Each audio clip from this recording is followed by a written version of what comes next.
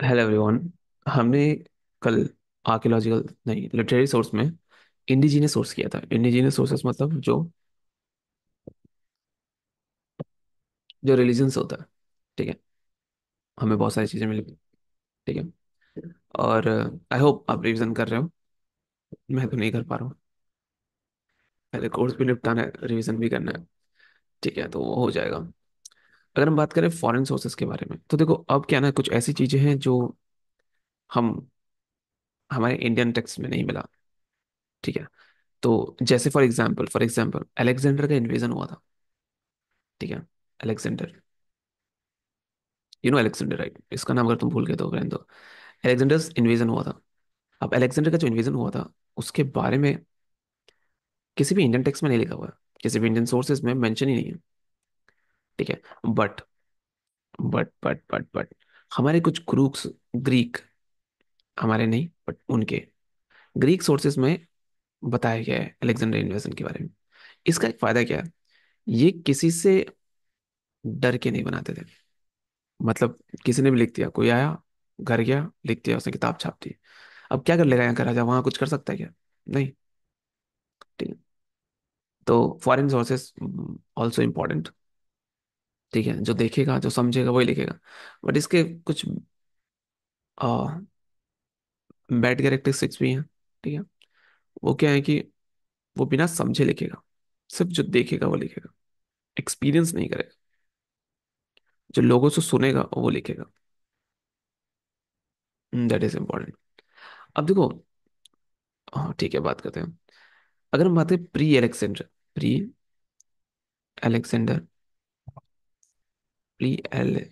अलेक्सेंड्रियन times, तो Alexander के आने से पहले हमारे पास कुछ राइटर हुआ करते थे जिनके नाम अगर मैं लिख दूं, for example Scylax, Hecataeus,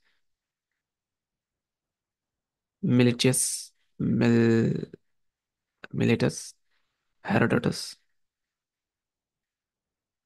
and टीशियंस। ये कुछ प्री अलेक्जेंड्रियन राइटर्स हैं, वो भी ग्रीक हैं, सबके सब ग्रीक हैं। ठीक है। चलो बात करते हैं स्काइलैक्स में। ठीक है। तो सबसे पहला बंदा जिसने इंडिया के बारे में लिखा था उसका नाम था स्काइलैक्स। ठीक है। कहते हैं कि पहला ग्रीक राइटर था जिसने इंडिया के बारे में लिखा था। ये किंग डेरियस का फर्स्ट, यानी किंग डेरियस फर्स्ट के कोर्ट में रहा करता था। एक सोल्जर था। ठीक है। पर्सिया के बारे में बता रहे। ठीक है। ये क्या हुआ कि इसको किंग डेरियस ने भेजा, इससे बोला कि आप खोज करो इंदस रिवर की। ठीक है। तो इंदस रिवर की खोज के लिए उसने ट्रैवल लिखा, बट उसकी जो खोज थी वो सिर्फ इंदस वैली तक ही लिमिटेड थी। बट फिर भी यहाँ से एक चीज समझने को मिलती है कि स्काइलैक्स जो था वो पहला व्यक्ति था जिसने इंदस रिवर के बारे में, यानी इंडिया के बारे में, Indus river definitely it was flown in India. Okay. Scylax खत्म। सेकंड आया हिकेटियस। हिकेटियस, मैं सेकंड ही बस वो डाल रहा हूँ। ठीक है। तो क्या करें, ये जोग्राफर, ये हिस्टोरियन प्लस जियोग्राफर था। ठीक है। पर इसकी भी जो नॉलेज थी वो सिर्फ इंडस वैली तक ही सीमित थी। तो ये दो बंदे आए, इन्होंने अपना काम किया और हो गया। नेक्स्ट बात करते हैं हेरोडोटस। कौन नहीं जानता हेरोडोटस? बताओ बताओ। हाँ? अब देखो, इसकी बुक थी the history, the histrics, the histories, the historics, whatever you want to say. तो इसने क्या किया, इसने हमको बताया क्या, पर्शियन इन्वेजन, ग्रीक इन्वेजन, ठीक है, और इंडो पर्शियन रिलेशन, यानी इंडिया और इंडो ग्रीक रिलेशन। ठीक है। बट कहते हैं कि ये कभी इंडिया विजिट नहीं किया। Visited India? नो। इंडिया कभी विजिट नहीं किया। बट उसके बाद भी इसने वहाँ की पॉलिटिकल कंडीशंस बताई, बहुत लोगों के बारे में बताया। ठीक है, डेरियस फर्स्ट में बताया, नॉर्दर्न इंडिया के बारे में बताया, डेरियस एम्पायर कहाँ तक फैला था। कहते हैं कि डेरियस एम्पायर ने एक बहुत ज़्यादा इसको अमाउंट दिया था, 360 टेलन गोल्ड डस्ट। ठीक है। और बहुत ज़्यादा पैसा मिला था, तो ये अपने वॉच डॉग्स को भेज के इनके बारे में पता करता था, या कुछ भी कह सकते हैं। बट ये कभी इंडिया नहीं आया। अच्छी बात है। आता तो एक और इन्वेजन होता। किटेशियस। किटेशियस ग्रीक फिजिशियन था। ये ग्रीक फिजिशियन था। ठीक है। तो इसके पास सारी अपॉर्चुनिटीज थी।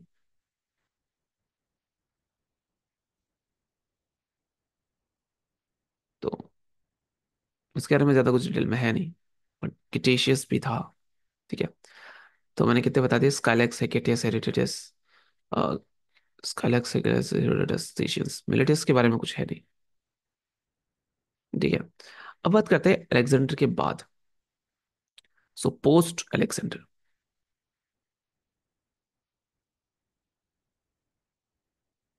पोस्ट अलेक्जेंडर के बारे में बात करते हैं। पोस्ट अलेक्जेंडर में हमारे पास कुछ आए। फॉर एग्जाम्पल हमारे पास आया, थोड़ा नाम थोड़े अजीब होंगे, नियार्चस, ओनिसक्रिटस और एरिस्टोबुलस।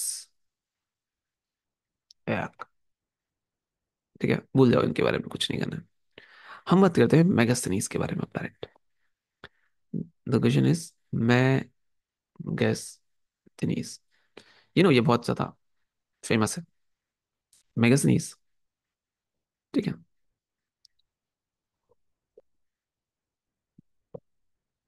अब देखो, ये आया था कोर्ट में। किसके? चंद्रगुप्त मौर्य के।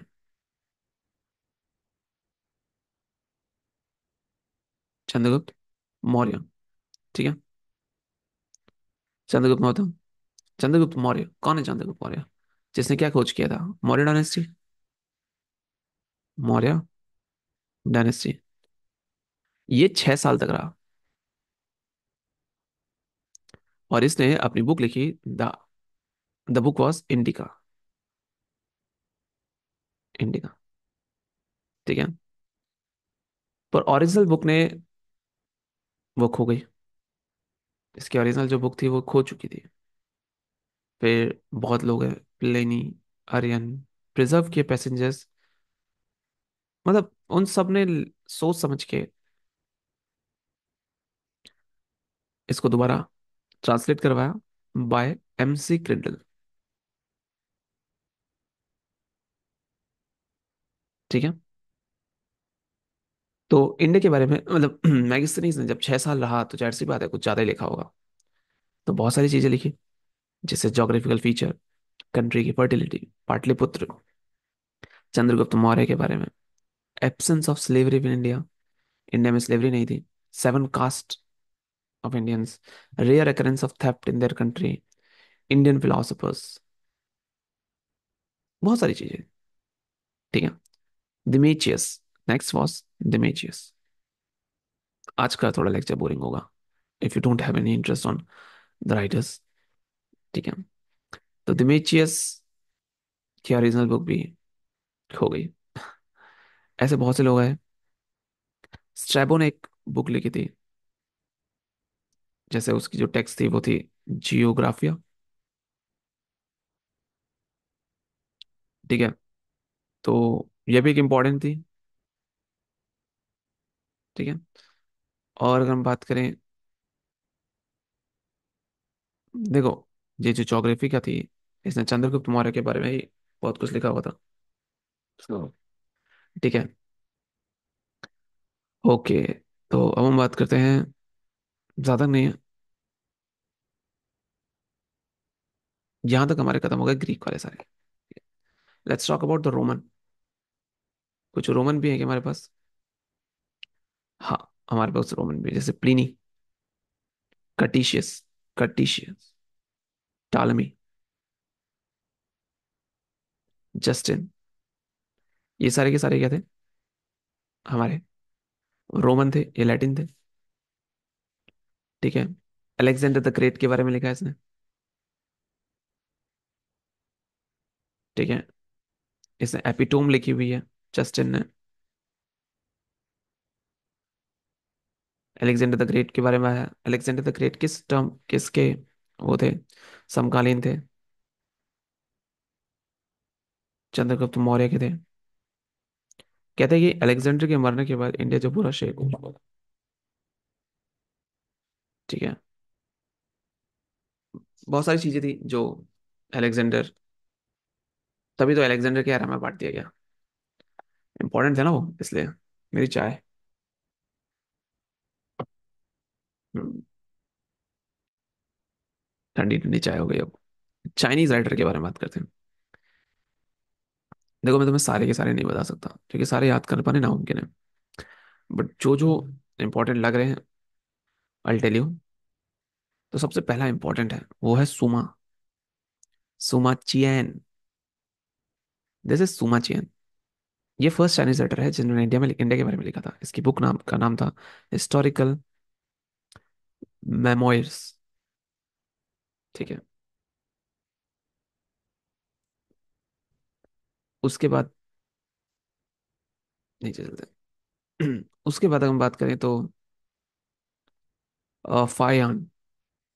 फाहियान। फाहियान थे। इन्होंने, ये आए थे गुप्ता, जो चंद्रगुप्त आया था विक्रमादित्य के टाइम पे। ठीक है। तो उसको लिख देते हैं विक्रमादित्य, या फिर चंद्रगुप्त द्वितीय। इसके टाइम पे आए थे। ये 15 से 16 साल रहे भाई साहब। ऐसा क्या हो गया था इनको यहाँ? ये एक्चुअली कवर करने आए थे विनय पिटक को। बट जब ये आए तो इन्होंने रिकॉर्ड्स लेके बुद्धिस्ट सेंचुरीज के ओरिजिनल फॉर्म में आज भी अवेलेबल है। ये हमारे हिस्ट्री, सिविलाइजेशन और गुप्ता पीरियड के बारे में बात करती है। तो पूरा का पूरा फाइन जो है वो पूरा ट्रिब्यूट है गुप्ता पीरियड को। और मैक्सिमम इन्होंने बुद्धिस्ट को किया। कभी सोचा है कि इंडिया के अलावा बाकी कई कंट्रीज में हमारा बुद्धिज्म फैला हुआ है? इंडिया में ऐसा क्या था जो जो वो निम्न श्रेणी में आता है? सोचो। सोचते रहो, ठीक है। जैसे इस फिर अगला सुंगयुन आया था। सुंगयुन, ये हमारे 170 टेक्स्ट ले गया बुद्धिज्म के। लिया उसने। और मुझे नहीं लगता कोई और लिखने लायक है अभी। ठीक है, इतना मैं नहीं याद कर सकता भाई। सेकंड है, नहीं करवा सकता, अरेबियन। अरेबियन या अरब राइटर्स। ठीक है। तो पहला, जब अरेबियन की बात आता है तो सुलेमान साहिब को कौन बोल सकता है? सुलेमान एक अरब ट्रेवल था। वो इंडिया आए। ठीक है। किसके टर्म पे है? मिहिर भोज। उस समय क्या था? मिहिर भोज प्रथम कर रहा था। ये अमोघ वर्ष, पता ना आपको अमोघ वर्ष कौन है? उनके कोर्ट में रहे थे। कोर्ट ऑफ अमोघ वर्ष। राष्ट्रकूट रूलर बहुत हैप्पी थे इनसे। और इन्होंने एक बुक लिखी है सुलेमान ने, सिलसिला उत त्वारिक। त्वारिक, ये करके इन्होंने बुक लिखी है। ये इंडिया के कंडीशंस के बारे में बताते थे। किन किन के बारे में बताया, देखो मैं बताता हूँ। इन्होंने बताया पाल, प्रतिहार, राष्ट्रकूट। पढ़ेंगे अब, धीरे, ठीक है। अ, पाला एम्पायर को रूहामा बोला इन्होंने। जो पाल एम्पायर था इसको रूहामा, ऐसे ऐसे नाम दिया। ठीक है। फिर अल मसूदी, अल बरूनी के बारे में बात करते हैं। ठीक है। अब आया नेक्स्ट अल बरूनी।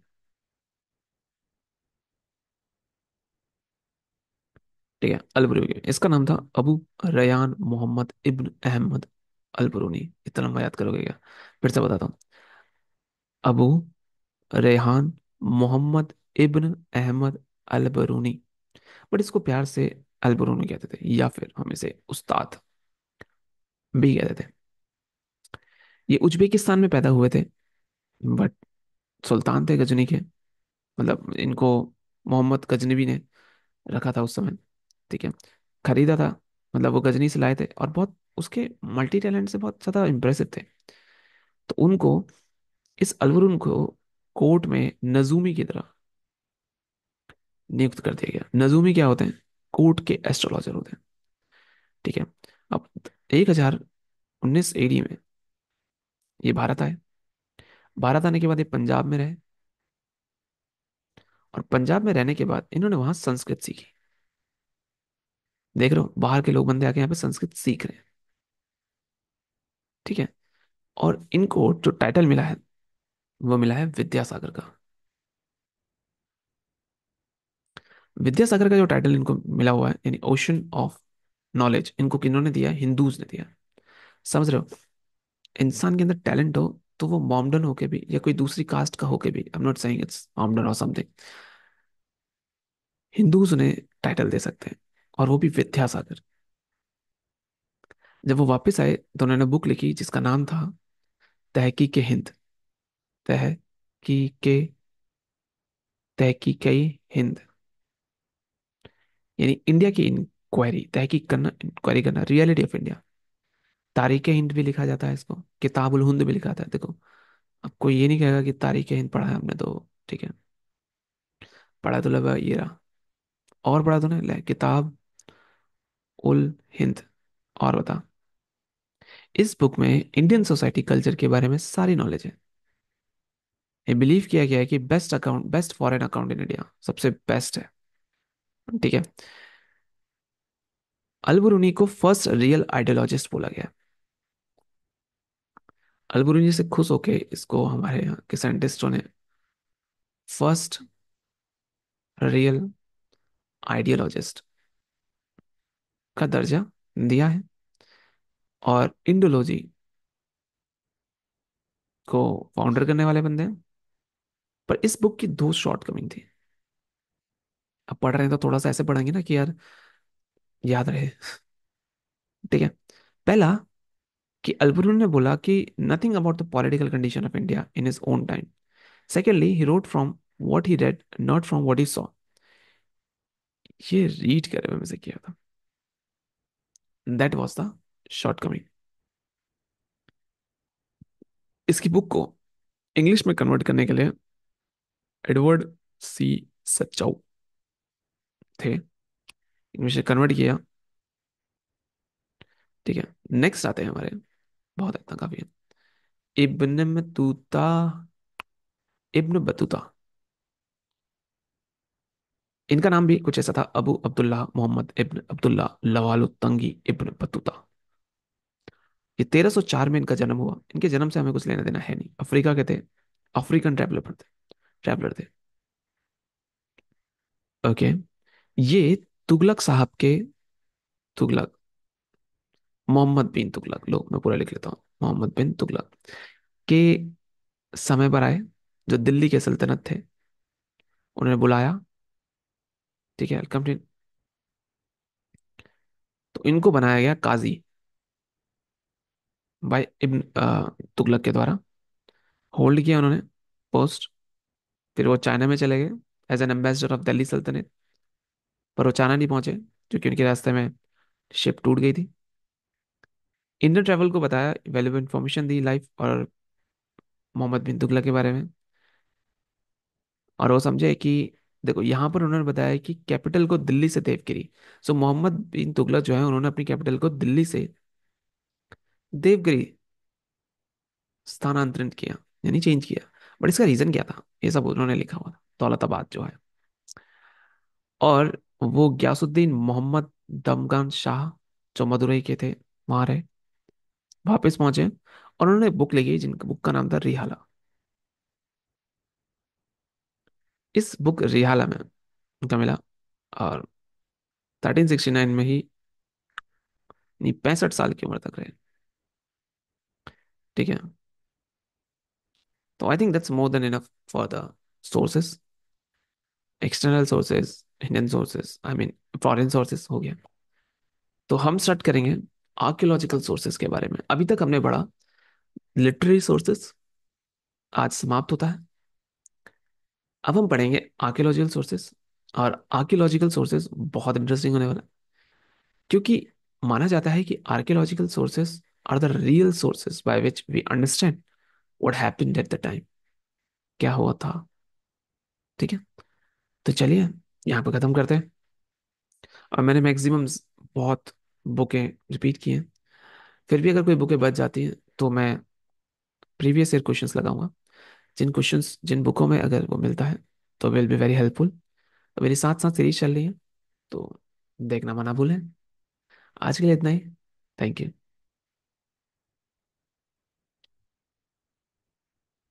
रिकॉर्डिंग।